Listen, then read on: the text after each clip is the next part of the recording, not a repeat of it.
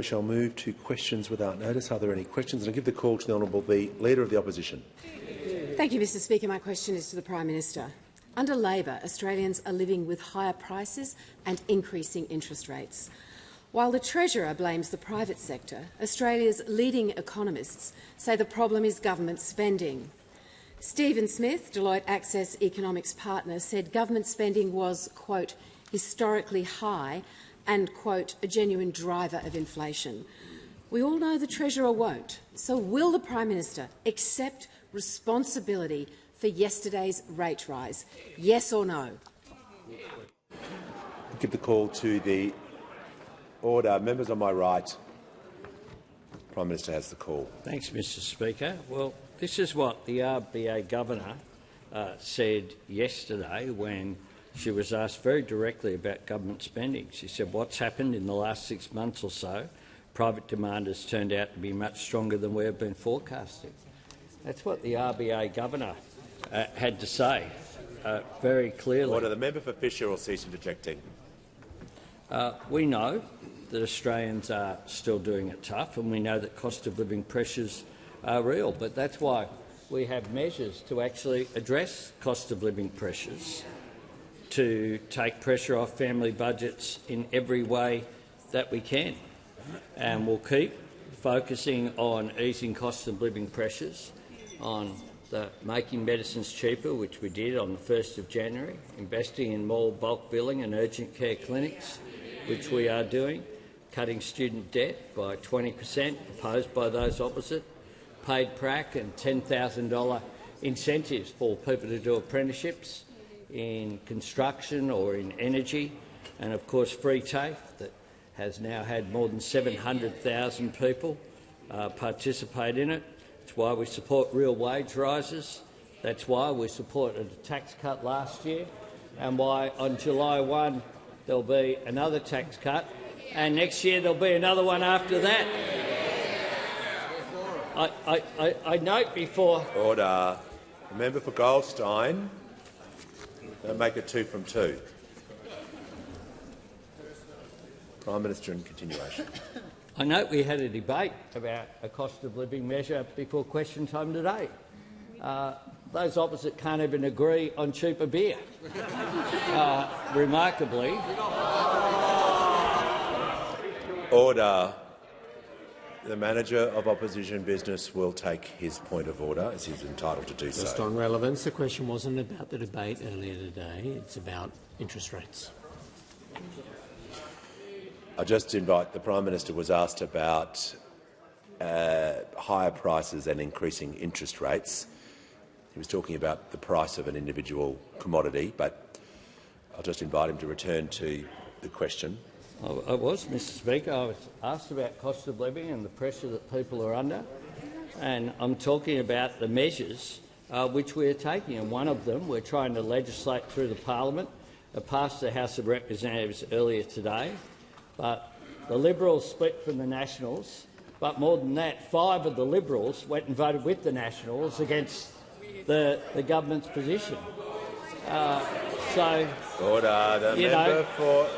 The member for Gippsland. I take the interjection from one of the Nats talking about the bubble. They can't stop talking about themselves, Mr Speaker, each and every day. Sky News doesn't have 30 seconds where there's not one of them sitting in their studio. Order. The member— well, just dealing with the member for Gippsland first of all. Far too much interjection from the member for Gippsland. That yelling will not continue. No. The member for Gippsland's now warned, not having a repeat of yesterday with that continual barrage of noise. It's not acceptable and it's not respectful to the chamber. Now the Manager of Opposition Business. The Prime Minister is defying— you directed him to his remarks to the question. He is not doing that. He's defying— resume your seat. Well, if the member for Gippsland and other members would stop interjecting so loudly, perhaps the Prime Minister wouldn't be provoked. So we can easily deal with this. Order. Well, you know, if you don't want him to not answer a question, or don't interject, because he's taking interjections. It's pretty simple.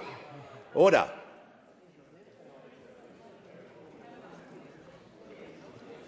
The House is going to come to order. The member for Gippsland will now is warned, and if he says one more word, it's completely unacceptable. Prime Minister in continuation. Mr Speaker, I know the manager of opposition business would be somewhat sensitive, given he's now down to 23 members who will follow a decision of the shadow cabinet. 23 out of 150. Give the call to the honourable member for Ford. My question is to the Deputy Prime Minister. How is the Albanese Labor government ensuring the future of the defence estate, and what will this mean for defence capability? The call to the Deputy Prime Minister and the Minister for Defence. I thank the member for his question. Today, the Albanese government has announced the biggest review of Australia's defence estate in our country's history. As we face the most significant strategic circumstances since the end of the Second World War, the Defence Strategic Review made clear that we need to be investing more in our bases across our north and our west, and we are doing that. There's just one example. We now have exquisite berthing capability at HMAS Coonawarra in Darwin, which will see and saw last year an aircraft carrier come alongside for the first time. We're engaged in an $8 billion redevelopment of HMAS Sterling in Rockingham in preparation for the Submarine Rotation Force West. But as we focus on these investments, it's become clear that we need to look at the entirety of our defence estate, because defence is one of the biggest landholders in the country, and it is clear that much of that land is now beyond its useful life for defence. And so we commissioned Jan Mason and Jim Miller, both experts in the field, to engage in an audit of the defence estate, and I want to thank them for their work. It was thorough and exhaustive, but in so many ways it was also damning. To quote their report, defence is holding more property than it needs and is carrying the burden of past indecision to reorientate the estate towards more contemporary and future needs. Attempts to consolidate and rationalise property holdings in the past have been stymied by a lack of political and organisational will to overcome challenges. It is clear that maintaining the status quo is not an option. Well, today we are garnering that political will to make the difficult decisions. And I really want to thank the Assistant Minister for Defence, Peter Khalil, and the former Assistant Minister for Defence, Matt Thistlethwaite, who have led the government's efforts in this area. Today we are announcing that we are agreeing in principle to all 20 recommendations of the defence estate, and that includes the divestiture in full of 64 properties, the divestiture in part of another 3, and every cent of that will be reinvested in defence capability. But most importantly, we will stop wasting money on properties that we don't need. As just one example, in the last 4 years we've spent $4 million securing Spectacle Island in Sydney Harbour, when we haven't had a member of the Defence Force on that site since 2023. These reforms will now focus the defence estate to be the foundation that the Defence Force needs in order for it to do its job to defend Australia. The call to the member for Bradfield. Thank you, Speaker. My question is for the Manager of Government Business. 2 weeks ago, this parliament passed legislation to respond to the Bondi terror attack. The crossbench was required to vote on legislation mere hours after receiving it. That process disrespected the 1 in 3 Australians who voted for a strong crossbench, and it degrades the democracy that we fought so hard to nurture. What steps will the government take to ensure that lawmaking processes following future crises will not degrade democracy in this way? Give a call to the Leader of the House. Thanks very much, Mr Speaker. I thank the member for Bradfield for the question. I thank all members of the House for the cooperation in those sittings that we had not so long ago. Nothing degrades a democracy more than a terrorist attack. It's as simple as that.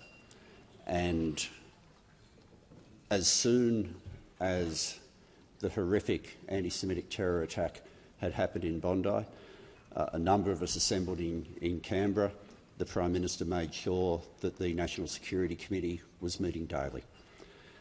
Within the first week, the Prime Minister had stood up in the courtyard to announce that there would be a legislative response with respect to guns and with respect to hate laws. And from that moment, public servants worked every day, including daily briefings to myself and to the Attorney-General through the Christmas New Year period.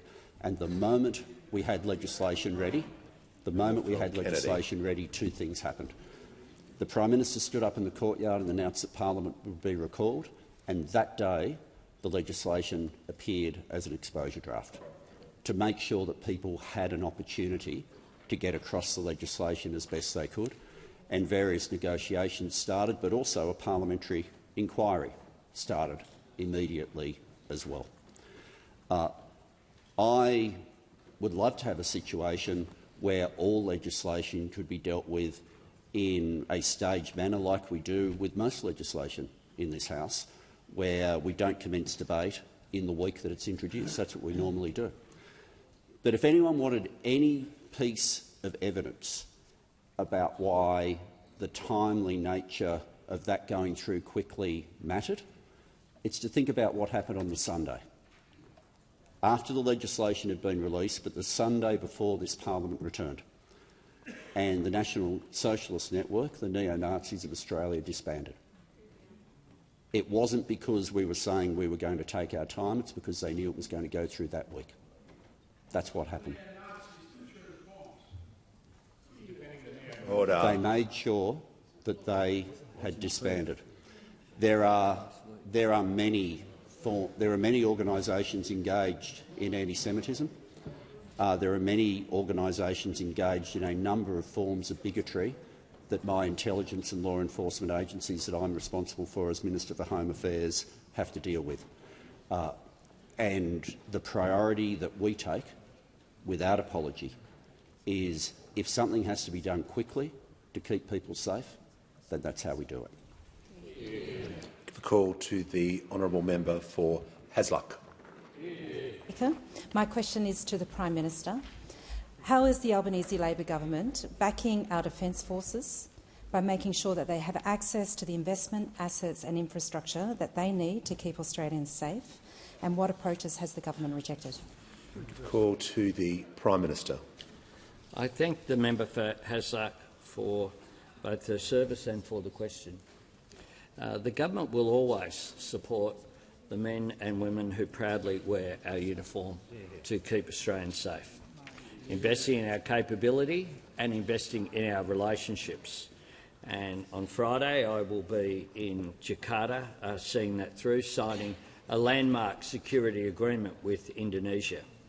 But we also need to support Defence Forces at home, making sure that every single dollar that's spent makes a difference to defending our nation, building on our record defence funding and focusing our capacity where it's needed. Now, we commissioned an independent review into our defence estate to investigate how to do just that. And it's clear that there are significant opportunities to do things a better way. Defence owns a significant estate that is simply not being used at all, or in some cases is just underused. Big buildings on big plots of land are sitting half empty 7 days a week, and Defence has a full-time job maintaining them. From a personnel and also an assets perspective, that simply doesn't make sense, and it's not an efficient use of that land either.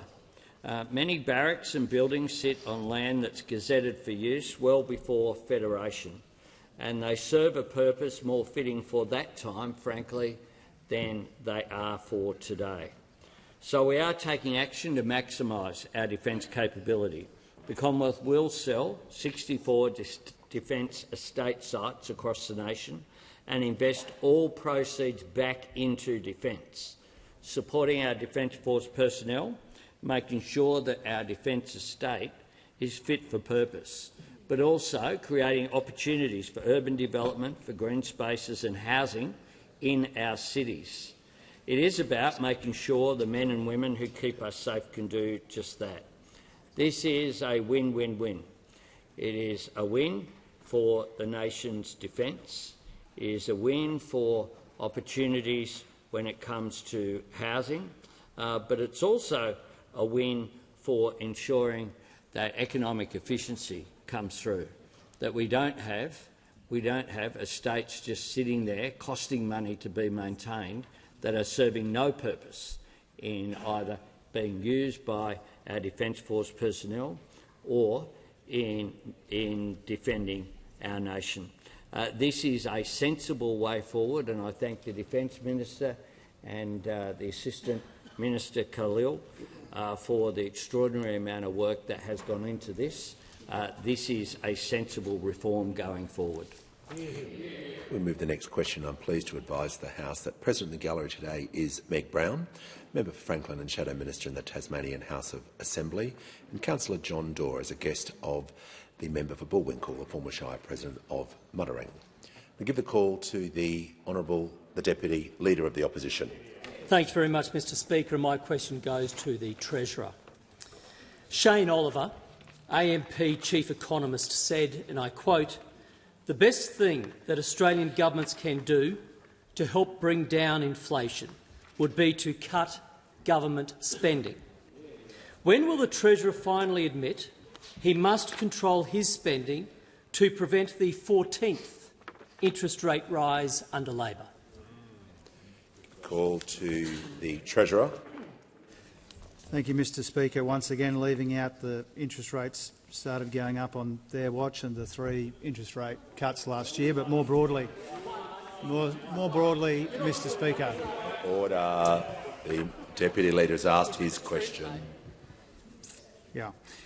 So, Mr Speaker, in terms of the points made by Shane Oliver, as I said yesterday in this place and on other occasions as well, that is a view that is not unanimously shared amongst economists.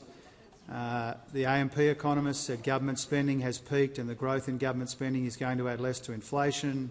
Commonwealth Bank economists, the public sector's contribution to growth has eased significantly. Westpac economists, public sector demand growth is slowing and indeed was negative over the first half of 2025. Now, if his question is, will the government be looking to make more savings in its 5th budget in May, the answer to that is yes. And the fact is that we've made savings in all of our budgets and budget updates. That's why we've found $114 billion in savings, including $20 billion in savings in the mid-year budget update less than 2 months ago. And to give the Shadow Treasurer and Shadow Assistant Treasurer a sense of the magnitude of that, it took the previous government 7 budget updates to find anything like $20 billion in savings. So I won't be taking lectures from those opposite when it comes to responsible economic management. Now, this government has helped engineer the biggest nominal improvement in the budget in the history of this country, a $233 billion improvement in the budget. We've paid down $176 billion in Liberal debt, which saves us $60 billion in interest costs. We've delivered 2 surpluses. They promised a surplus every year and went none for 9. So we won't be taking lectures from them, Mr Speaker. Now, I wanted to finish on this important point that was missed yesterday, Mr Speaker, in the back and forth on this question. Now, by the Shadow Treasurer's logic, every extra dollar in government spending puts pressure on inflation. Those opposite took to the election bigger deficits this year and next year, and so the onus is on the Shadow Treasurer to inform the House, if this is his logic about government spending and pressure on inflation, he should tell the House how much higher inflation would be as a consequence of the member for Fairfax and the member for Hume taking to the last election a bigger deficit this year and a bigger deficit next year as well. As always, they've set a little trap for themselves, Mr Speaker, on this question. Now, we know responsible economic management is paramount. We've found savings to date. There'll be more in the May budget, and that's consistent with the approach we've taken to managing the budget and the economy in the most responsible way.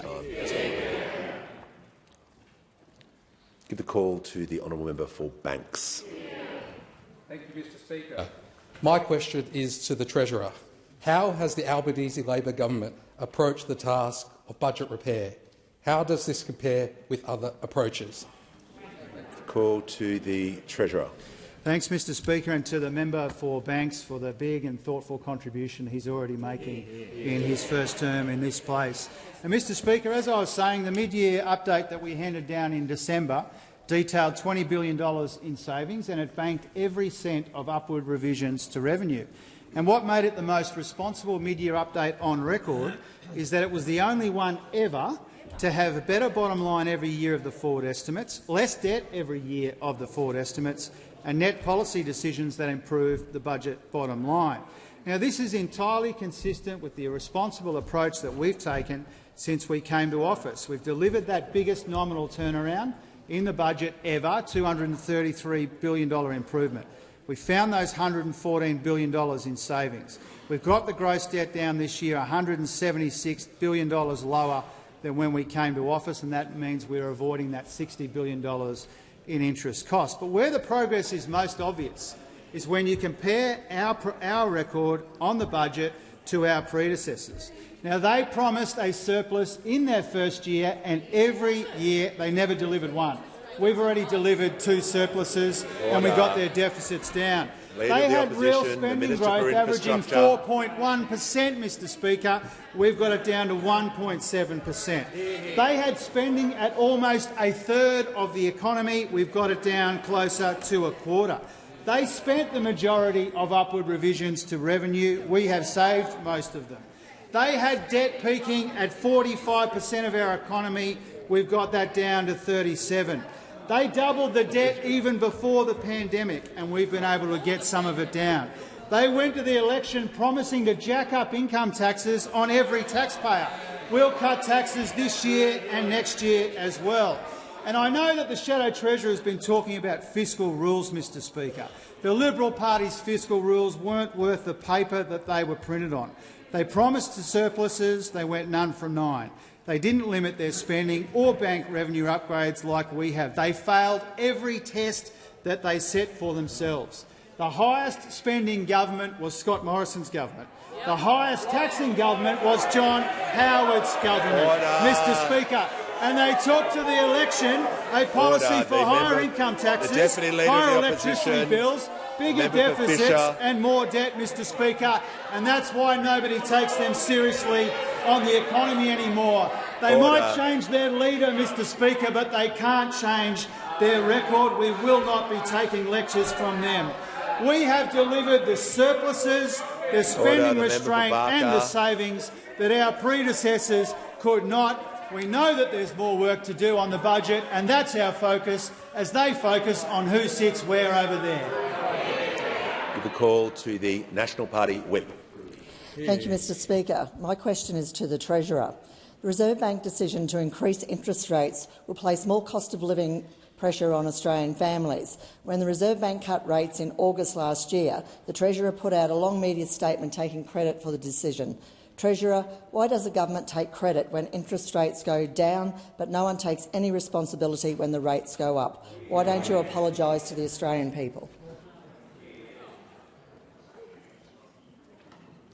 Give the call to the Treasurer. Thank you to the honourable member for her question. As I said yesterday and again today, I take responsibility for all aspects of my job, including my part in the fight against inflation. And I dispute the characterisation of comments last year. I think I've been saying for the last couple of years that budgets aren't the primary determinant of prices in our economy. I've been saying that really for some time now, and that's because it's true. I know that we've got a job to do to roll out cost of living help in the most responsible way that we can, to make the budget even more sustainable. I take responsibility for that as well, Mr Speaker. Now, when it comes to the points that those opposite have been making about yesterday's decision by the Reserve Bank to increase interest rates, I think it's really important to recognise that the points that I have been making yesterday and today are in lockstep with the points that were made by the Reserve Bank Governor. And this is what the Reserve Bank Governor said in the press release announcing the decision. Growth in private demand has strengthened substantially more than expected. Private demand is growing more quickly than expected. In the Statement on Monetary Policy, they said private demand was much stronger than expected. The near-term upward revision is driven by private demand, Mr Speaker. This is just the economic facts that the Reserve Bank Governor and I have been pointing out. And in the Reserve Bank Governor's press conference, she said private demand has turned out to be much stronger than we had been forecasting. But perhaps most importantly, when it comes to refuting some of the rubbish that has been peddled by those opposite, Mr Speaker, this is in the Statement of Monetary Policy issued yesterday by the Independent Reserve Bank, and I'm quoting here. The contribution of public demand to year-ended GDP has continued to ease in recent quarters. And that's because what's been happening in our economy is an important transition between, over the course of the last year or so, where the public sector, measured by public final demand growth, has been retreating.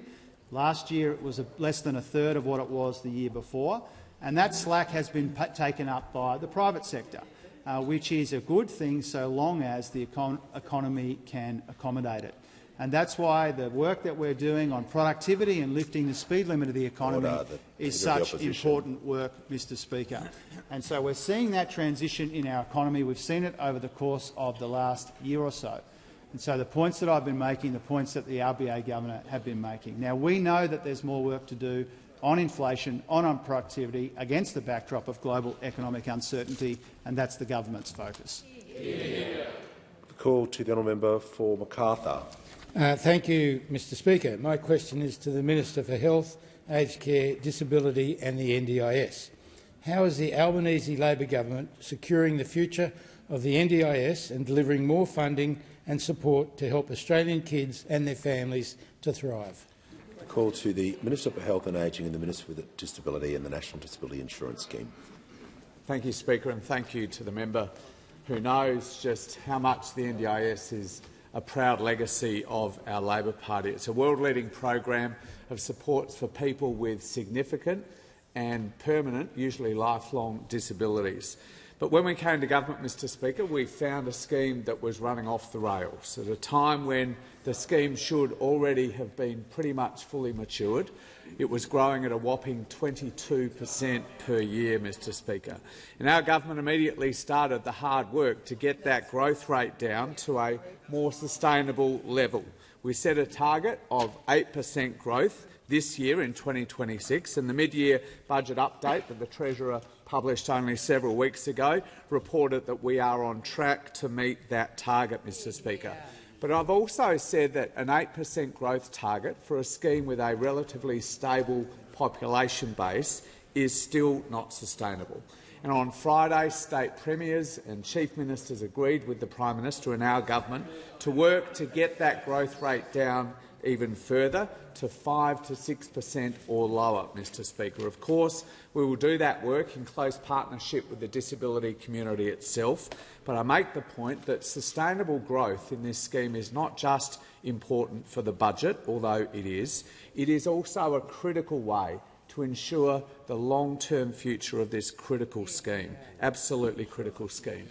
The other concern that we encountered, Mr Speaker, though, was the huge number of young children enrolled onto the NDIS, particularly young boys. 1 in 6 junior primary school boys now are on the NDIS, and in some parts of the country it's as high as 1 in 4.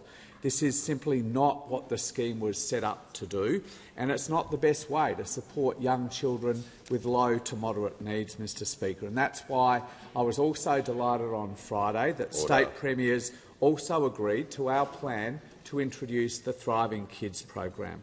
I want to thank the member for Macarthur, the member for Kooyong, a number of other members in this place for their really quick but comprehensive inquiry into this program that they delivered very recently. I also want to thank the Thriving Kids Advisory Group that I co-chaired with Professor Frank Oberclade for their work to set up this model of a program. It's a program that will be rolled out over the coming couple of years. It will help children with support needs be identified as early as possible, and importantly, Mr Speaker, it won't need a formal diagnosis, which we know can take ages and ages measures to receive and cost thousands and thousands of dollars. Instead, support will be easy and quick to access, and it will be available where young people and their parents live, learn and play, Mr Speaker. In short, giving every child in this country the best opportunity to thrive. Call to the Honourable the Leader of the Opposition. My question is to the Prime Minister. Under Labor, families have seen their mortgage repayments rise, their savings stretched and their cost of living worsen 13 times. This did not happen by accident. HSBC Chief Economist Paul Bloxham says government spending has, quote, contributed to the upside surprise to inflation. After 13 rate hikes, will the Prime Minister finally accept responsibility, end his reckless spending and stop making life harder for Australian families? Call to the Prime Minister. Thanks, Mr Speaker. I'm asked about government spending. We're the first government in almost 2 decades to deliver back-to-back budget surpluses. We've returned over 70% of all tax receipt upgrades to the bottom line, compared with our predecessors who returned around about 40%. Debt in 2024-25 was $188 billion lower than what was forecast in their budget in 2022, handed down by Josh Frydenberg. This has saved the nation around $60 billion in interest costs. Under this government, average real annual spending growth is 1.7% over the 7 years to 2028-29. This is around half of the 30-year average of 3.2%, and it's less than half of what it was under the former coalition government of 4.1%. Now, the ratings agencies have all reaffirmed Australia's AAA credit rating. S&P said last September, sound fiscal metrics support our AAA long-term sovereign credit rating on Australia. Australia's fiscal performance is sound. Fitch said Fitch affirms Australia at AAA, outlook stable. The Parliamentary Budget Office found that at the election time in 2025, less than a year ago, that our platform would improve the budget over the medium term, and they concluded that those opposite had a platform that equalled higher taxes, bigger deficits and more debt.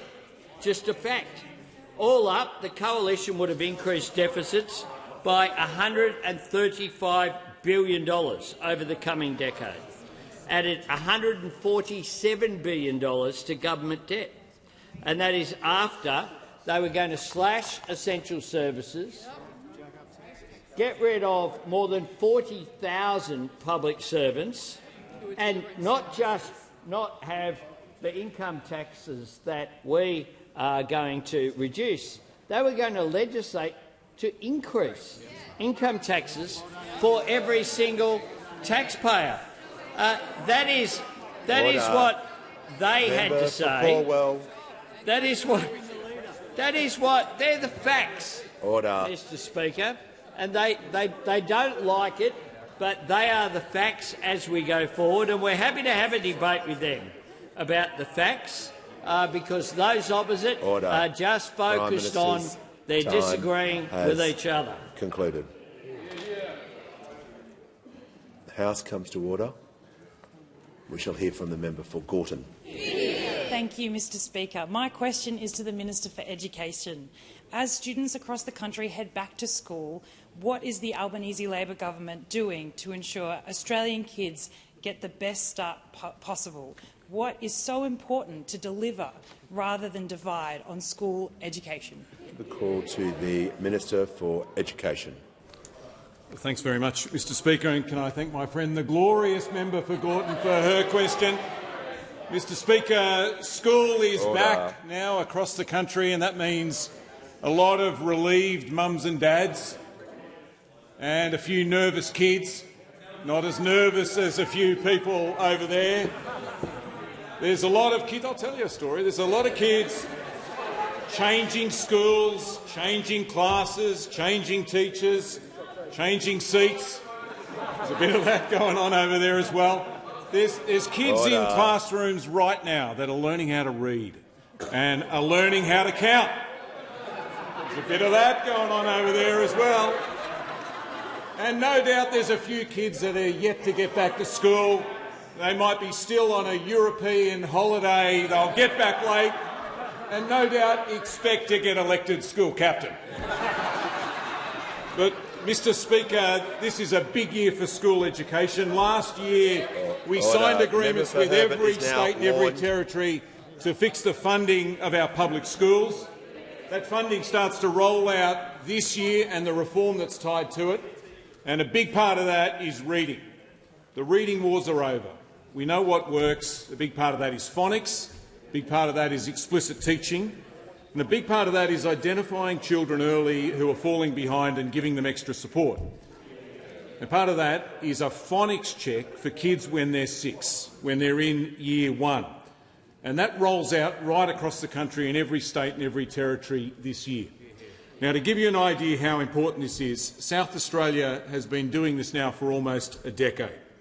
When they started doing it in 2018, 43% of 6-year-olds met the expected standard. When they did that test last year, it was 66% of 6-year-olds that met that standard. That's why it's important. That's why we're rolling this out now in every state and every territory, and that's why now we're going to do the same thing in maths. A Year 1 numeracy check that starts to roll out this year.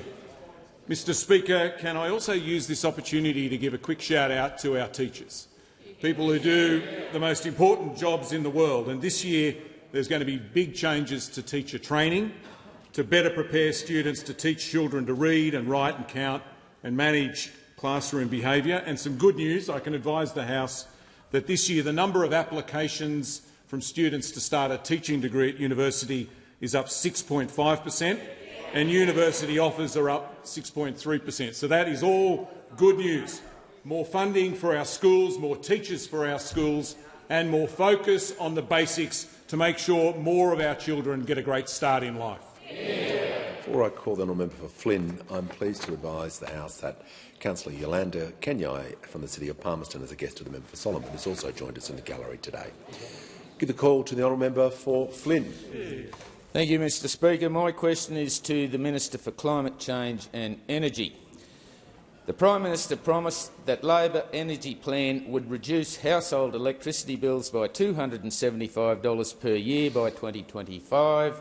Minister, why has this not happened, and will you apologise? Call to the Minister for Climate Change. Order. Members on my right will cease interjecting immediately.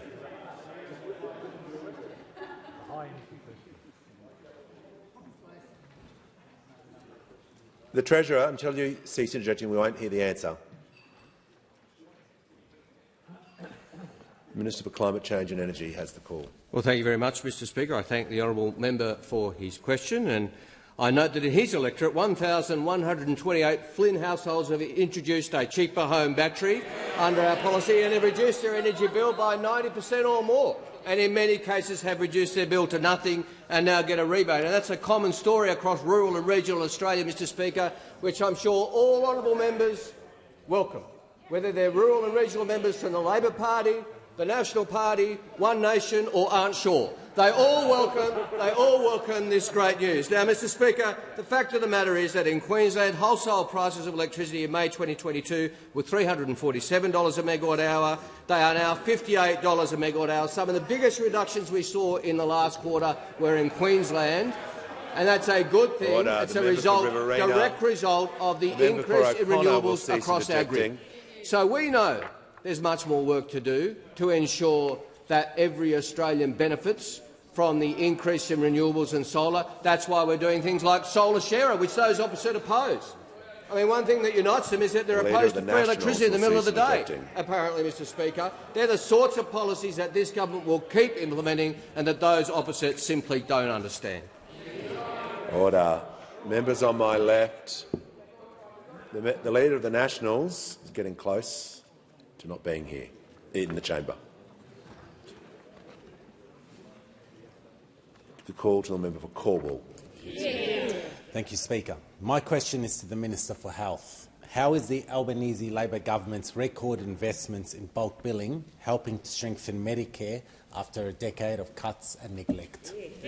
Call to the Minister for Health and Ageing, the Minister for Disability and the National Disability Insurance Scheme. Yeah, thank you, Speaker. The member for Caldwell is such a terrific advocate for Medicare in his community and in this place, because he knows that Medicare is Australia's most important program, Mr. Speaker, and he also knows that the beating heart of Medicare is bulk billing.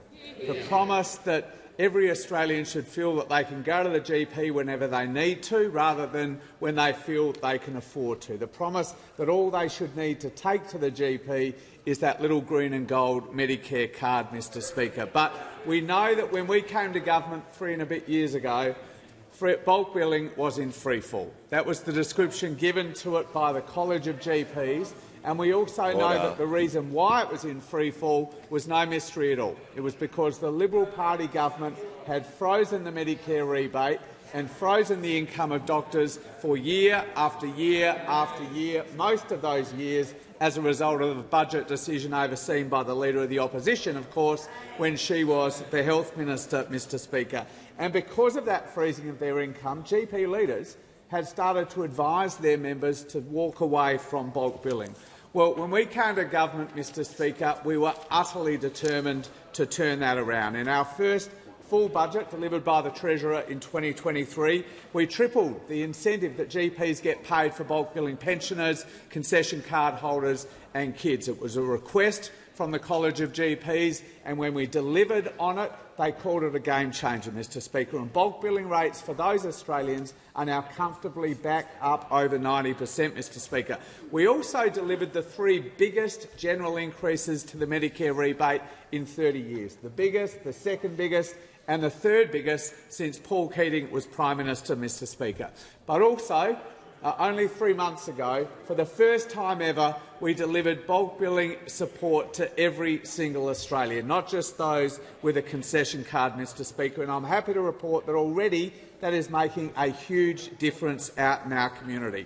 The member for Caldwell and I visited the Craigieburn Medical and Dental Centre late last year, Mr. Speaker, and before the 1st of November, that centre charged gap fees. But after our incentives were announced, the GPs sat down, they crunched the numbers and they realised that taking up that offer was better for the practice, it was better for GPs individually and obviously it was better for patients. And today that practice bulk bills all of their patients all of the time, Mr. Speaker. Indeed, before the 1st of November, only about half of the GP practices in Caldwell bulk billed all of their patients. Today that figure is 90%, Mr. Speaker, 90%, which is great for GPs, great for household budgets and great for the health of that community, Mr. Speaker. And that is why we work so hard to strengthen Medicare.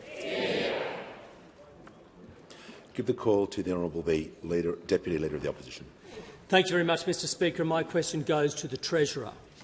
Scores of economists, including those referenced already in question time today from Deloitte to AMP to HSBC, are all saying that the Treasurer's reckless spending is contributing to inflation, despite the Treasurer desperately attempting to deny all responsibility. So does the Treasurer truly expect Australians to believe that all of these economists are wrong, but he is right? Call to the Treasurer. Thanks very much, Mr. Speaker. Again, by his logic, the bigger deficits that they've taken to the last election for this year and next year would make the inflation challenge in our economy worse, not better, by his own logic. And you can't take to an election a policy to spend much more and to have bigger deficits and more debt and then make the argument that the Shadow Treasurer is making. He's got to choose one argument or the other, Mr. Speaker. Now, when it comes to the views of economists, as I said on a number of occasions now, there are a range of views about this. AMP, government spending has peaked. The growth in government spending is going to add less to inflation. The Commonwealth Bank, the public sector's contribution to growth has eased significantly. Westpac, public sector demand growth is slowing and indeed was negative over the first half of 2025. Even this morning, Mr Speaker, Access Economics made the point that public spending is not the driver of the uptick in inflation that we saw towards the end of last year and represented in last week's inflation numbers. Now, Mr Speaker, if the Shadow Treasurer doesn't want to take the word of those economists, then I refer him again to the comments of the Reserve Bank Governor yesterday in the media release, in the Statement on Monetary Policy, in the press conference itself. And the Governor made the point, and I'm quoting, "Growth in private demand has strengthened substantially more than expected." Quoting again, "Private demand is growing more quickly than expected." In the Statement on Monetary Policy, quoting, "Private demand was much stronger than expected." In the Statement on Monetary Policy, "The near-term upward revision is driven by private demand." In the press conference, "Private demand has turned out to be much stronger than we have been forecasting." And so this is the reality that the Governor of the Reserve Bank and I have been pointing to. And in the Statement on Monetary Policy, once again, the contribution of public demand to year-ended GDP growth has continued to ease in recent quarters, Mr Speaker. And so those opposite continue to ignore the very clear statements made by the Independent Reserve Bank when explaining the decision that they took yesterday. And we understand that as a government we need to continue to manage the budget responsibly. We need to roll out this cost of living help in the best way that we can, and there's more work to do on the budget in May. That's obviously the case. Now, Mr Speaker, when we talk about cost of living help, we should remember that just this morning the opposition leader said, and I'm quoting, "All the relief that the government has provided to struggling Australians, that's not the answer." So they don't support the cost of living relief that's rolling out. We do, and we're doing it while we're making the budget more responsible as well. Concluded. Call to the honourable member for Leichhardt. Thank you, Speaker. My question is to the Minister for Infrastructure, Transport, Regional Development and Local Government. How is the Albanese Labor government delivering the infrastructure and transport regional Queensland needs? What approaches has the government rejected? The call to the Minister for Infrastructure, Transport, Regional Development and Local Government. Thank you very much, Mr Speaker, and can I thank the member for Leichhardt for the question. It was an absolute pleasure to stand with him, with the member for Braddon and Minister McBain this morning to announce up to $5 million to support regional and remote airports that supported REX. Many local councils and their regional airports were left shortchanged when REX went into administration, but they continue to support regional travellers across the country, ensuring that REX could continue to fly in. That funding will go some way to covering the shortfall for regional airports across country Australia, including in Cairns, and I encourage local councils and members to encourage their local councils to apply for that funding. As the member for Leichhardt knows well, though, we are not just investing in his electorate's airports, but we're also making record investments in Queensland's, in particular in Queensland's longest highway, the Bruce Highway. It was just over a year ago now that I joined the Prime Minister in Gympie to announce an additional $7.2 billion into the Bruce Highway to improve the highway north of Gympie up to Cairns. That takes our government's total investment in the Bruce up to $17 billion. I'm really pleased to be able to see the progress that is happening.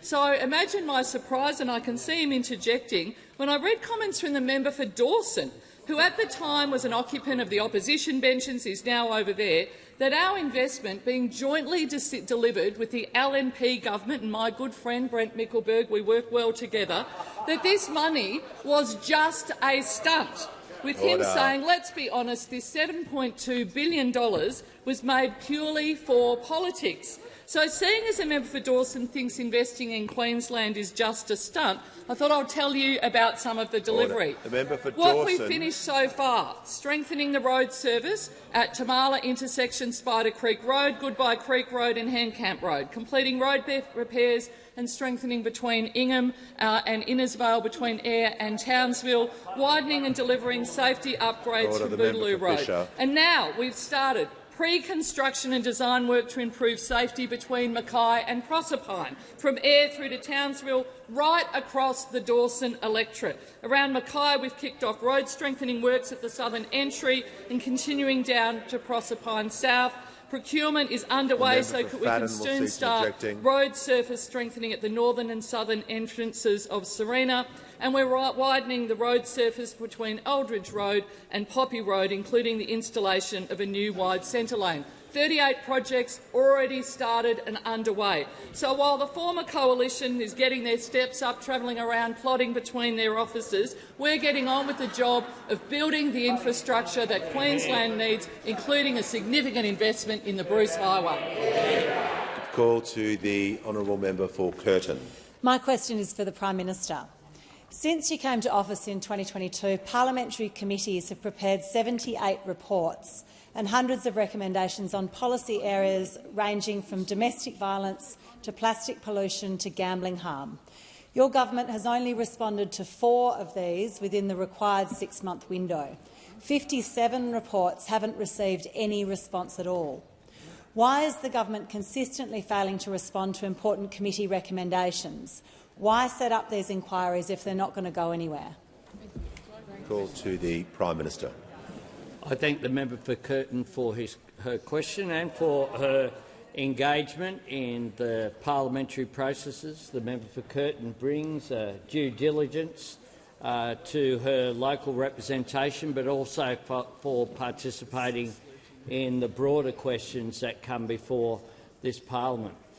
My government is characterised by orderly decision-making, by taking the views not just of the parliament but outside the parliament into account, as well as we develop policies one by one, also ticking off on the commitments that we took to the 2022 election firstly, and then the 2025 election. We engage in a cohesive way as well with departments, making sure that after a committee hands down a report, we give it proper consideration through our cabinet processes. We make sure as well that we have proper funding involved and go through our ERC process before any expenditure process is agreed to. Order. The member for Patten is now warned. That is the orderly process that we... Order. The Leader of the Opposition has had a pretty good go this question time. Just the continual interjections and is just too much. So just please assist the House by not interjecting. That is the orderly process that we do. If you go back and have a look at the previous government's records, they used to just not bother to respond at all to committee reports. My government takes these issues seriously, which is why we engage, including, it must be said, with the crossbench regularly at the regular meetings we have. It could be that there are a number of regular crossbench meetings we have to have, even more so into the future, and I look forward to all of them participating. The House comes to order. We shall hear from the member for Boothby. Thank you, Mr Speaker. My question is to the Minister for Defence Industry. How is a united Albanese Labor government delivering defence capability to keep Australians safe? What approaches has the government rejected? We call to the Minister for Defence Industry and the Minister for Pacific Island Affairs. I thank the member for Boothby from the great defence state of South Australia for her question. Speaker, the Albanese government is united and working hard to deliver the capabilities our Defence Force needs to keep Australians safe. And importantly, we're accelerating delivery at the same time as creating Aussie jobs. We've increased Navy strike range tenfold, and we're more than doubling the size of the warship fleet. Our first new warship will be delivered 5 years ahead of the Liberals' planned first new frigate, and will deliver 4 new warships in the time the Liberal government wants to deliver 1. We're also delivering the autonomous Ghost Shark submarine to safeguard our maritime approach. And they're rolling off production lines right now from a factory in Sydney. We're acquiring counter-drone capabilities in record time, and our world-leading Ghostbird is the first military aircraft designed and made in Australia in over 50 years. Now, Speaker, we're making missiles right now in South Australia, and we'll open another missile factory next year. By contrast, under the last Liberal government, not a single missile was built. All they produced was 2 media releases. And you can't defend a country with media releases. Now, Speaker, I'm also asked about what we've rejected. We've rejected the chaos and division that we've seen from the Liberals and Nationals. The Albanese government runs a proper, orderly cabinet process because our national security demands nothing less. And this means we can deliver. We're creating 10,000 shipbuilding jobs. By contrast, the Liberals closed 2 shipyards, slashing thousands of jobs. We're investing $10 billion in drones and counter-drones. The Liberals cancelled the nation's only armed drone project. We're undertaking the biggest reform to defence in 50 years, while pet goldfish lasted longer than Liberal defence ministers. And, Speaker, we're building factories while they're building leadership contenders. We're rolling out missiles and drones while they're rolling leaders. We're opening production lines while they're opening old wounds. Speaker, we're focused on boosting our missile numbers, our ship numbers and our drone numbers. The only numbers the Shadow Defence Minister is focused on is boosting his own numbers in their party room. The Albanese Labor government is delivering on our commitments to keep our nation safe, create jobs and build Australia's future. The Liberals and Nationals are a shambles. They're completely divided. We're focused on national security. All they care about is their own job security.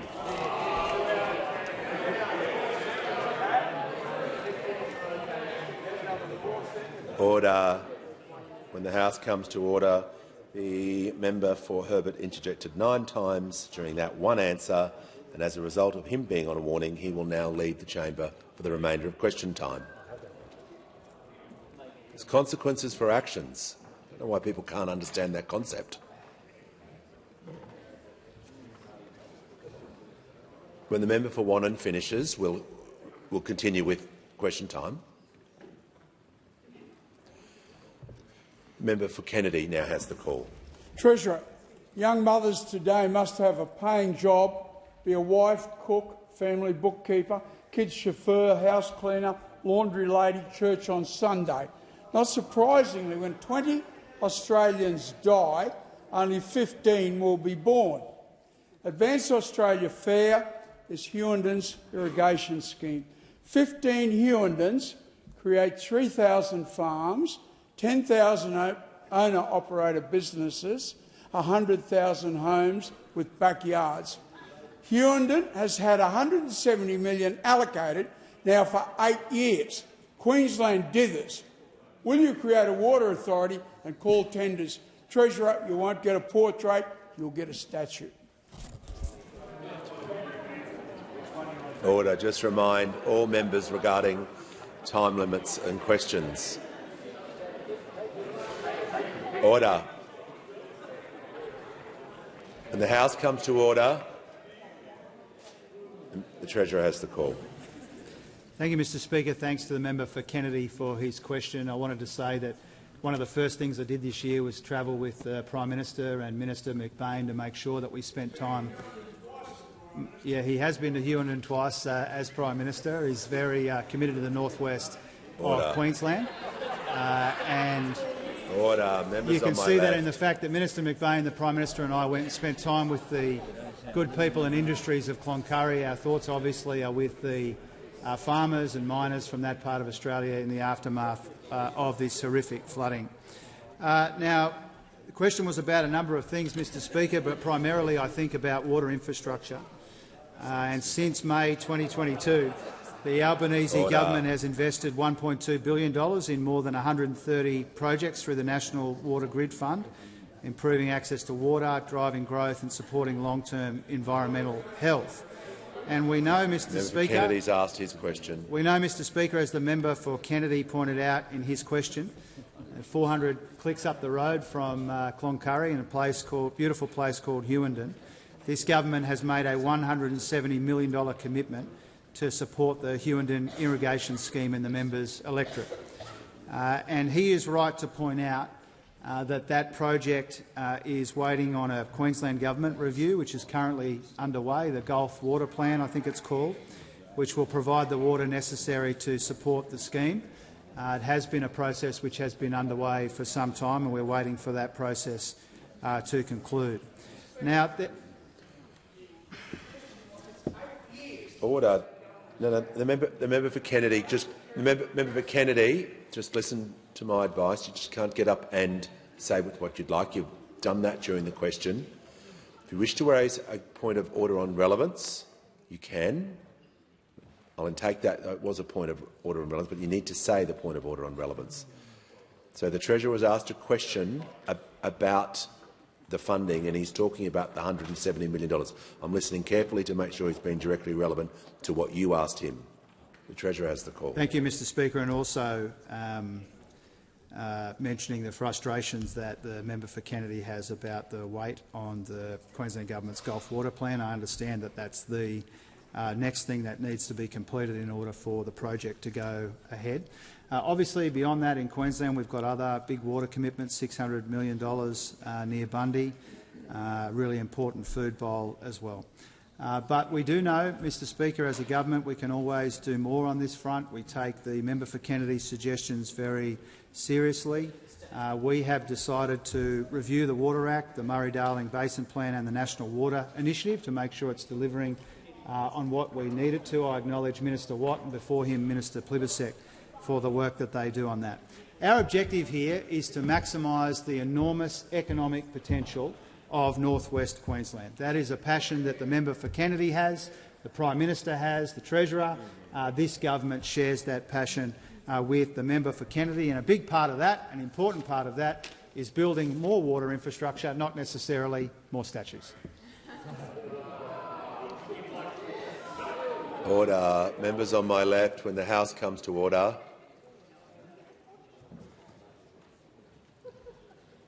We'll hear from the honourable member for Spence. Thank you, Mr Speaker. My question is for the Minister for Housing, Homelessness and Cities.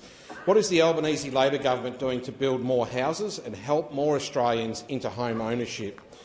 Why is a focus on delivery, not division, so important? Good question. Call to the Minister for Housing, the Minister for Homelessness and the Minister for Cities. Thank you so much, Speaker, and I'm absolutely thrilled to get this question from the member for Spence because, of course, on Saturday the Prime Minister and I were in the member for Spence's beautiful electorate in South Australia as we announced a landmark deal with the South Australian Government under our 100,000 homes policy. Speaker, 2026 is going to be an absolutely massive year for housing, and our big focus is delivery, delivery, delivery. Speaker, we have got a $45 billion agenda here which will make transformative change to housing opportunities in our country. Speaker, we're building more homes, we're getting renters a better deal and we're getting more Australians into home ownership. Now, Speaker, first homeowners are unashamedly right at the centre of the focus that we have. And during the election campaign, our Prime Minister announced that we're going to build 100,000 homes just for first-home buyers. Speaker, we've been able to make this fantastic deal with the South Australian Government. That deal will see us build 17,000 homes in South Australia. 7,000 of these homes will be reserved just for first-home buyers, Speaker. No competition from investors, from people who have had housing opportunities already, just for those people who are missing out.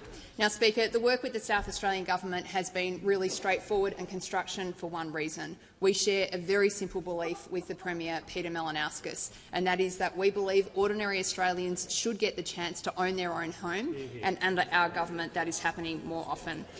Speaker, I'm asked about alternative approaches, and there's actually quite a few that we've seen, and we're getting a bit of backchat here from the Leader of the Opposition. We saw the work, so-called, that she did when she was sitting on the front benches behind me, where for 9 years in this country we had an opposition, a government that was so checked out of housing for most of that time they didn't even have a housing minister, Speaker. Now, our government is on the pathway to build 55,000 homes. Do you know how many homes they built while they were in office, Speaker. In 9 long years in this country, they built 373 homes for Australians, Speaker. No wonder things are so diabolical. So that was the do-nothing approach. Then we had the make-it-worse approach, where they brought to the last election a policy that would have seen the Australian government build fewer homes and make existing housing cost more. Like, what a stupid idea. Now, Speaker, we see the approach that they have at the moment. And the truth is, Speaker, that we have opposite us a set of opposition parties who are so divided, so dysfunctional, they do not have a single sensible thing to say about housing, one of the most important issues facing our country. Speaker, they are much too focused on coffees and gossip and psychodrama to focus on the Australian people. We have a different approach. Housing is a priority of our government, and we are delivering for the Australian people. Put the call to the Honourable the Deputy Leader of the Opposition. Thank you, Mr Speaker. And my question goes to the Treasurer. The RBA Governor explained yesterday's decision to raise interest rates, saying, and I quote, "We work with aggregate demand. We are seeing aggregate demand, public and private, push up the limits of growth." Note her referencing of public. Yet the Treasurer told the House yesterday government spending was, quote, "not a factor in the decision they took," and he peddled the same story today. Is the Treasurer suggesting the Governor was wrong? Order. The Minister for Housing is warned.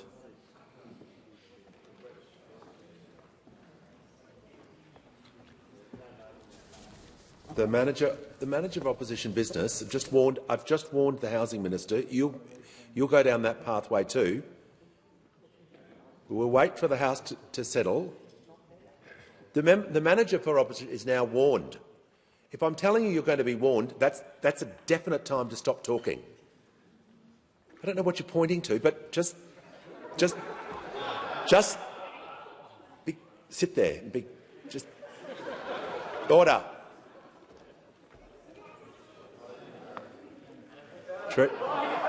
Order. Treasurer now has the call. Thank you, Mr Speaker. The point that the Reserve Bank Governor was making, which I suspect the Shadow Treasurer knows and is being dishonest about, is she said that when you look across the economy at aggregate demand and total demand, the thing that stands out is that private demand recovered more quickly than they were anticipating, which goes to the half a dozen or so quotes that I've been reading out throughout the course of question time today and yesterday as well. Of course, when you look across the economy at total demand or aggregate demand, whatever you want to call it, the thing that stands out— No. Look, no. You're really struggling now, mate. I want to deal with this. The Treasurer is just going to take a pause for a moment, resume his seat.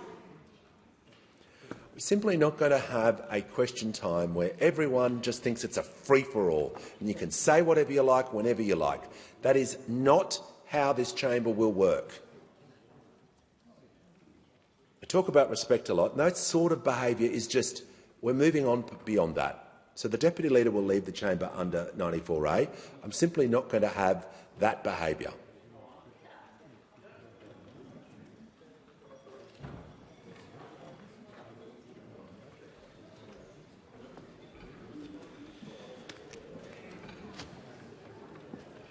It's the same when people are asking and answering questions. Show restraint, show respect. Treasurer will return to the question and be directly relevant. Thank you, Speaker. I'm addressing directly the quote that the Shadow Treasurer put to me. I could read through once again the half a dozen different ways that the Reserve Bank Governor made the point yesterday, but perhaps the best way to put this argument to rest for the Shadow Treasurer's benefit is the Governor was asked this question yesterday in the press conference. And I'm quoting, "Ted O'Brien put forward today that government spending was partly to blame for rising inflation. What do you think of that? And has the RBA raised any concerns directly with the Treasurer about the government's level of spending over the past inflation cycle?" Now, she answered with a point about they based their forecasts on total demand, which is not contested. And then she said this, and I'm quoting again. This is the Reserve Bank Governor. "What's happened over the last 6 months or so is that private demand has turned out to be much stronger than we had been forecasting." Now, that's in response to a question very specifically about the comments that the Shadow Treasurer has been making over the course of the last couple of days. It really couldn't be clearer that what we've seen in the economy, this is not a political opinion, it's not even an economic opinion. The facts tell the story in the national accounts and in the inflation figures, that what we've seen is a private sector recovery faster than anticipated in the forecasts, and that shouldn't be a contested thing. Now, what is also not contested is that this government understands that we've got an inflation challenge in our economy. That's why, more than acknowledging that, we're acting on that. We're rolling out the cost of living help that the opposition leader said this morning she doesn't support, at the same time as we're getting the budget in much better nick, Mr Speaker. That's the government's economic strategy to deal with this inflation challenge that we have, Mr Speaker. Now, I can hear the opposition leader contesting that she said this morning that we think the answer is to help with the cost of living for people who are struggling, and that's not the answer. That's what the opposition leader said. That is what the opposition leader said this morning. We've got a different approach. We know what's causing this inflation challenge. We know that we've got a role in helping to address it, and that's our focus, even if it's not yours. Yeah. Call to the honourable member for Solomon. Thanks, Speaker. My question is to the Minister for Aged Care. How is the Albanese Labor government delivering more well-paid, secure jobs for aged care workers in Australia, including those in the Northern Territory? And how will these plans help deliver more care to older Australians exactly where they need it? The call to the Minister for Aged Care and the Minister for Seniors. Thank you, Mr Speaker, and I thank the member for the question and his tireless advocacy for older Territorians, for First Nations people and for working people in Darwin and beyond. Mr Speaker, this government, this Labor government, was re-elected to build on our strong record of delivery. And when it comes to properly supporting aged care workers, that's exactly what we're doing. Now, just last week, we took another major step forward in our delivery of a new residential aged care home in Palmerston, with the announcement of the preferred provider to build and operate this facility. This 120 to 150 bed project will create hundreds of jobs, expand aged care capacity in the Territory, take pressure off local hospitals and deliver culturally safe care for Aboriginal and Torres Strait Islander elders. And we're not wasting a minute getting on with delivering it. It's just one project in almost $1 billion that this government has invested through the Aged Care Capital Assistance Program since 2022 to deliver more aged care beds and create more well-paid jobs all across our great country. After a decade of neglect, this united Labor government is putting working people at the centre of everything that we do. In aged care, that starts with real wage increases. Hundreds of thousands of aged care workers, most of them women, are earning more because this government stepped up to support them. To be exact, the average registered nurse in aged care is now earning $28,000 more a year. That's $28 grand more than what they were receiving in the 9 miserable years under those opposite. That's food on the table, it's rent or the mortgage paid, and it's birthday presents for kids. This is what delivery looks like under a Labor government, a government that values workers and the amazing work that they do to care for the ones that we love. And it doesn't stop at wages. It's about investing in people's skills, training and long-term careers. Free TAFE, scholarship programs and now paid prac are getting people into a genuinely fulfilling line of work so that older Australians can enjoy the fruits of a secure, well-resourced workforce in aged care that doesn't miss a beat as our population ages. This is what delivery looks like. While those opposite worry about their own jobs, we're lifting wages for working Australians. Yeah. While they bicker, we're building skills. And while they focus on themselves, we're delivering the pay rises, skills and new aged care homes that Australians actually care about.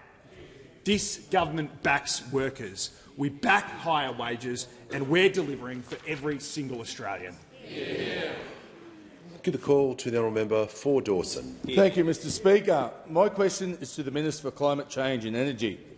Given the Prime Minister's broken promise that households would be $275 better off on their power bills by 2025, and with families now being smashed by higher electricity prices under this government, on what exact date will retail electricity prices actually fall? Or was the $275 promise never going to be delivered? Give the call to the Minister for Climate Change and Energy. Well, thanks very much, Mr Speaker. I thank the honourable member for his question. The government's been very clear. Wholesale prices are one of the inputs to retail prices. One of the inputs. There are other impacts on retail prices as well, but they are also the element of final retail prices that government policies have the most influence over. And that's a good thing because we're seeing them fall by 44% just in the last quarter. And we saw wholesale prices in Queensland in May. We saw wholesale prices in Queensland in May 2022 of $347 a megawatt hour. You know what they are today? We'll cease $58 a megawatt hour. And what we're going to see, Mr Speaker, is increasingly that sort of impact if we keep the policy settings in place that sees more of the cheapest, most reliable form of energy penetrate our energy system. We will see it continue to flow through to wholesale prices and then retail prices. And we'll also see continued reforms like solar sharer, which will see 3 hours of free power to those Australians who choose to take it up as a right. That's a good thing. We think that's a good thing. We've also made other reforms to the default market offer to ensure that sneaky price rises are not legal and that customers are on the best possible deal. That's what good reform looks like. Those opposite gave Australia 10 years of denial and delay and dysfunction, and they're certainly keeping up, particularly the dysfunction side of it.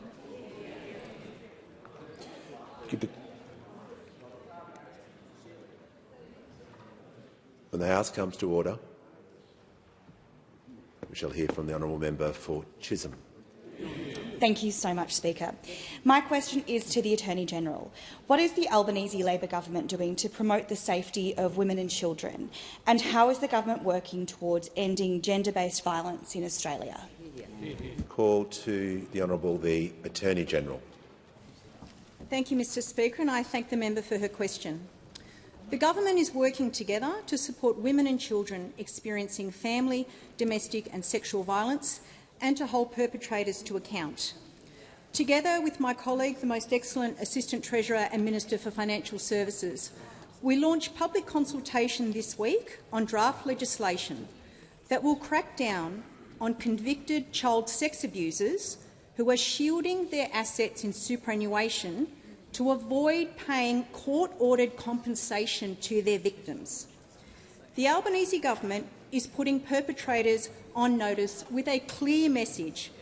Child sex predators must not be able to game the system. Victim survivors deserve a real, enforceable justice system, and that's precisely what we want to deliver. This reform is about restoring fairness, dignity and accountability, and has been well received by stakeholders. Andrew Carpenter from Super for Survivors said, "It's a win for victim survivors across the country, as it shows the web is closing on all sex offenders." This work builds on our government's family law reforms, which make the system simpler and safer for families and children. Our reforms also recognise superannuation as a central component of the property pool to be considered in cases of separation, and that family violence and financial abuse can severely limit women's capacity to accumulate super. Superannuation funds now hold trillions of dollars in assets, making fair property outcomes critical to the long-term safety and economic security of victim survivors. I acknowledge the exceptional efforts of my colleagues, the Minister for Social Services and the Assistant Minister for the Prevention of Family Violence, who are leading cross-government delivery of the National Plan to End Violence Against Women and Children. This is backed by record funding of $4.7 billion to strengthen prevention, early intervention, crisis response and recovery. Mr Speaker, these reforms sit alongside the government's broader economic security agenda led by the Minister for Women, including reforms to the low-income superannuation tax offset, removing barriers like the activity test for childcare and improving access to secure housing. We're investing in frontline family and domestic violence services, expanding specialist supports for children and strengthening legal protections so victim survivors can navigate the justice system more safely and affordably. The Albanese government understands that supporting women and children requires more than words. It demands united action across government and a commitment to sustained reform. Call to the member for Fadden. Thank you, Mr Speaker. My question is to the Prime Minister. Prime Minister, Lee from Pacific Pines in my electorate wrote to me yesterday about Labor's latest interest rate hike. Lee told me, and I quote, "It will kill me. My stress levels are already out of control. I cannot remember the last time I had a holiday, and I just worked on my days off on the weekend to try and earn extra money." Prime Minister, can you guarantee struggling Australians like Lee that there won't be any more interest rate increases this year? Good call to the Prime Minister. I thank the member for his question, and I am always sympathetic and good to hear from constituents in whatever electorate. And I say to Lee that we understand as a government that many people are under financial pressure, which is why, for Lee, I hope that you inform him that you would have had you been on this side of the House, although you might have been in bits if you were over here, you would have had a higher deficit and more pressure on the budget than what have occurred, because you stood for election as part of a team that would have had higher deficits and also would have had Infrastructure. not only no tax cuts, you would have had tax increases. That was the platform in which you were elected. And I hope you were honest enough to say to Lee, you know, I'm sorry that you were going to get higher taxes if we were in government. But fortunately for Lee, particularly if he's a low or middle-income earner, like it sounds like he was, I hope you also said that during the last term of parliament, the coalition, as it was then before it broke into bits, was in a position where they wanted to oppose and roll back the tax cuts that we took from the top end to the low and middle-income end to make sure that we supported. The fact is, when it comes to the economy, we have an economy that is continuing to grow. Inflation is down compared with what we inherited. Wages are up.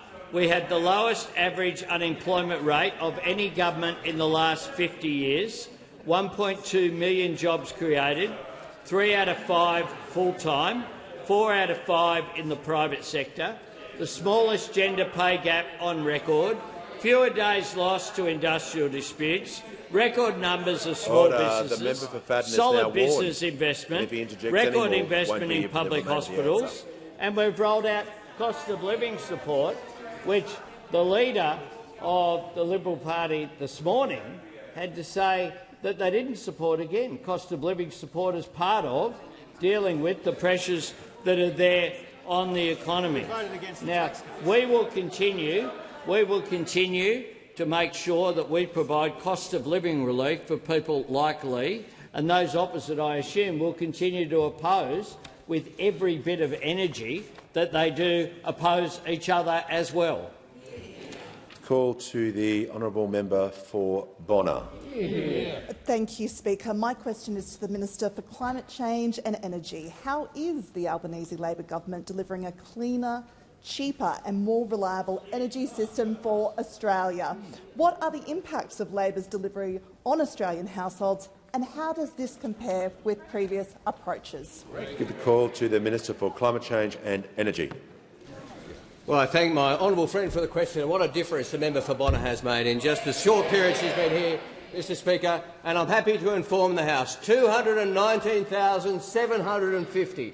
That's how many cheaper home batteries have been installed since the 1st of July, around 1,000 more than this time yesterday, and that's the sort of embracing of cheaper, cleaner energy we are seeing right across Australia, and particularly, Mr Speaker, in rural and regional Australia. 42%.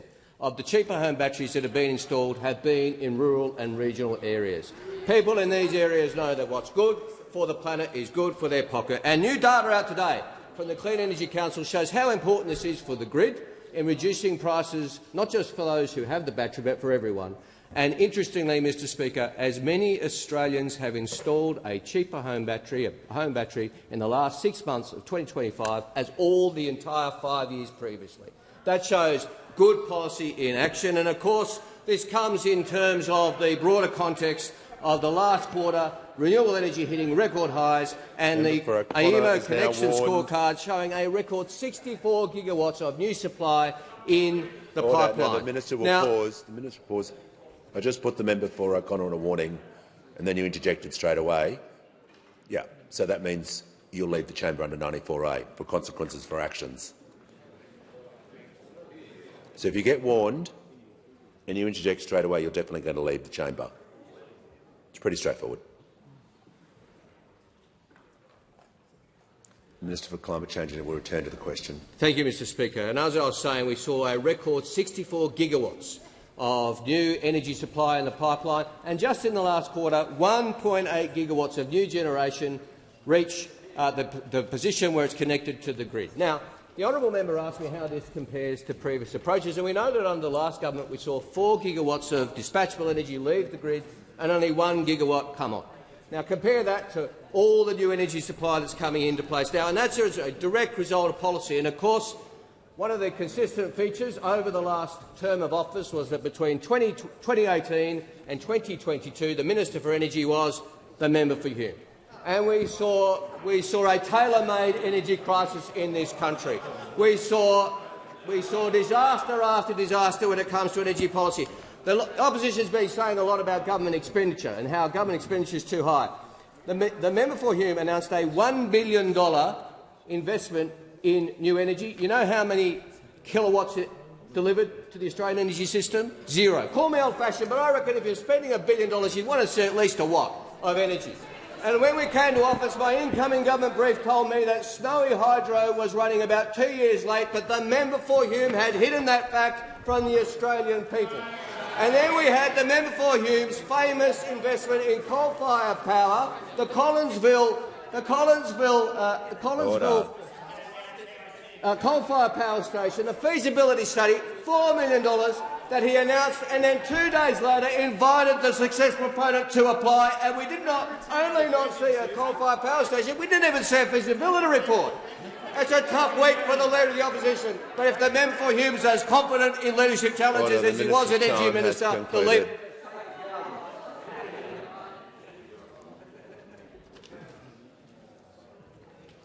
We'll hear from the honourable member for Clark. The question is to the Minister for Defence.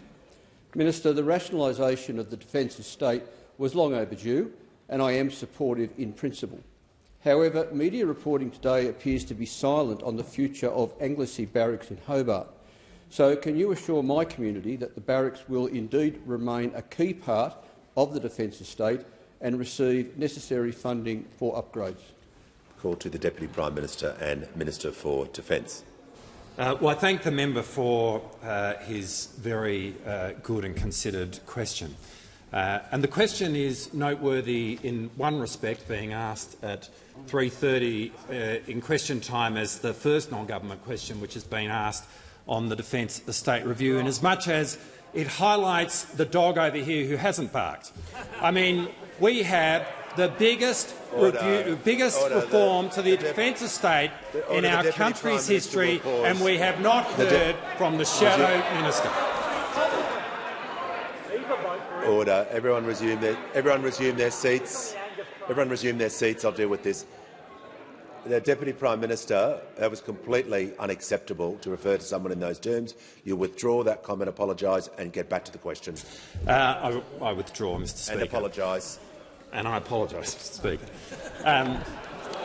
But let me say, Mr. Speaker, what has characterised the Shadow Minister in his time in the Shadow Defence portfolio has been his absolute determination to leave it. Because over the last 9 months, you wouldn't so much say the Shadow Minister has been in defence, rather he's been on the attack. and his target is sitting right there. Order. What we've had is order. Members on my left. The Deputy Prime Minister wasn't asked about any of the subjects that he's talking about. If he refused, I want him to return to the member for Clarks. I don't want him to refer to shadow ministers or anyone else. He wasn't asked about that, and if he continues with that, he'll be sat down. The Minister will return to the question. Well, I do thank the member for his question, and the short answer is yes, Anglesey Barracks remains a critical part of the defence estate. It is right that in your home state, in the member's home state of Tasmania, there has been significant reform as part of the defence estate review. What that will see is a rationalisation of a number of the properties, defence properties within Tasmania, and that will, for example, see the opening of a tri-service cadet facility in Launceston. It will also see consolidation in the northwest of the state for a facility which will deal with both reserves and cadets. But that includes in Hobart an Anglesey Barracks where, again, there will be a consolidation of the defence footprint around the Hobart region in the Anglesey Barracks. And as a result of that, the government is committing to a $20.8 million increase in investment into the Anglesey Barracks to make sure that it is not only able to undertake the functions that it has up until now, which are very important, but that it is able to undertake those functions going forward as really the consolidated centre for Defence's footprint in Hobart. Call to the Deputy Speaker. Thank you. My question's to the Leader of the House, Speaker. Why was the sessional order changed yesterday, and will the House be required to adopt a new sessional order tomorrow? The call to the Leader of the House. Order. Members on my left. Thanks very much, Mr Speaker. Yesterday, it's well understood why we needed to adopt a new sessional order, because for the first time in living memory, the crossbench became as big as the opposition. And as a result of that new sessional order, we've been having more crossbench questions as a result of that new sessional order. I note yesterday we had a question from the member for Clark where he predicted yesterday that the crossbench was likely to soon exceed the opposition with more defections. I don't know if he knew what was going to happen today, but it has turned out to be prophetic. What I would say, though, is careful what you wish for. You might not necessarily want the people who you're about to get. But today, of all things and of all the issues to decide your line in the sand is, we had another 5 members of the opposition decide to defy the shadow cabinet. Another 5. Now, the issue, I've had a look at the actual amendments they were voting for, and it was the member for Canning, the member for Barker, the member for Longman, the member for Gray and the member for Forrest. Order. All of them defying the shadow cabinet's position. The member for Barker will cease rejecting. If you want to know, the amendment that one of the amendments that they decided was a matter of principle was to have a statutory review of customs and excise laws. I really don't think that was the reason they decided. And if you want to know the reason, you might notice the member for Canning's been reading a book during the course of question time today. Some people with better eyesight than me have noticed a copy of The Art of War on his desk. The Leader of the House will just pause. The member for Jellybrand is warned. I want to hear from the Manager of Opposition Business. Well, unsurprisingly, the Manager was asked about the sessional order being changed on Monday, and would we need the sessional order to be changed tomorrow. So he's not speaking about any of those topics on relevance. And you're letting him, but he's not speaking about things that are not to do with the questions. The Leader of the House will need to make his answer directly relevant and provide the House with information about why he's talking about amendments, and I don't think he was asked about amendments, but I wanted him to explain to the House how he's been directly relevant, because the Manager is correct. The dwindling numbers of the opposition has been consistent. The member for New England defied the shadow cabinet, then moved to the crossbench, knocking the opposition, who started at 42 this term, down to 41. The National Party defied a decision of the shadow cabinet and then moved to the crossbench, knocking the opposition from 42 members down to 28 yesterday. And today we had the first step from the reader of The Art of War and his 4 followers, making sure that they defied the decision of the shadow cabinet. Order. The number of people. We're going to. All right. No. The manager. You'll get the call. You'll get the call. Order. Question. Order. Order. Members on my right. The manager is entitled to do that. He's done that. We're going to follow the standing orders. He's well within standing orders to. The manager, we're just going to deal with your point that you've raised. Or when the House comes to order, we'll deal with this in a sensible way. The manager's moved that the Speaker no longer be heard. I'll put the question. Those opinions say aye. Against no. I think the noes have it. Division required. Ring the bells for 4 minutes.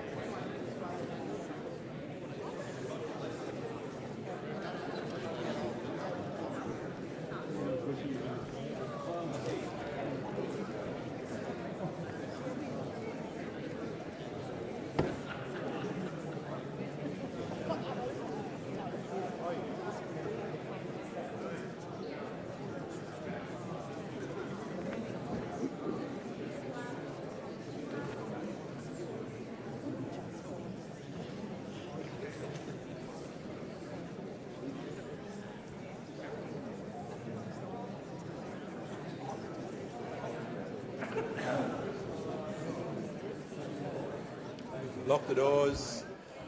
question is the member no longer be heard. The ayes will pass to the right of the chair and the noes to the left. I appoint the honourable members for Bowman and Fadden as tellers for the ayes, and the honourable members for Werriwa and Bean as tellers for the noes.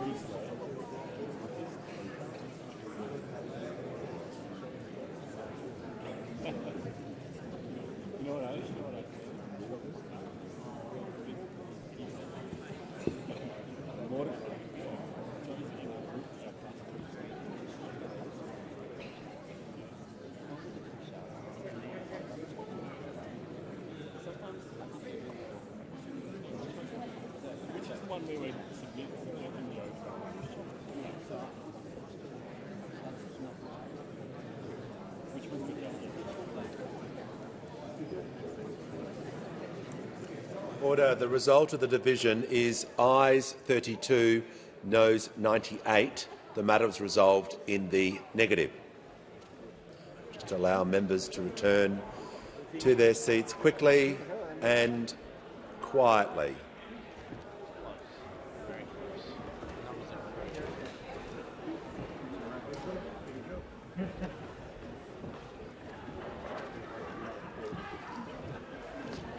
In continuation, the Leader of the House. Thanks, Speaker. And so the number of people on the non-government benches following the shadow cabinet position now is 23 that will follow the shadow cabinet and 33 that will not. That means for the Leader of the Opposition, who at the end of this week has to fill... Speaker. For the Leader of the Opposition, who at the end of this week has to fill 11 front bench vacancies, there are only 5 backbenchers left to fill these 11 vacancies who follow the shadow cabinet position.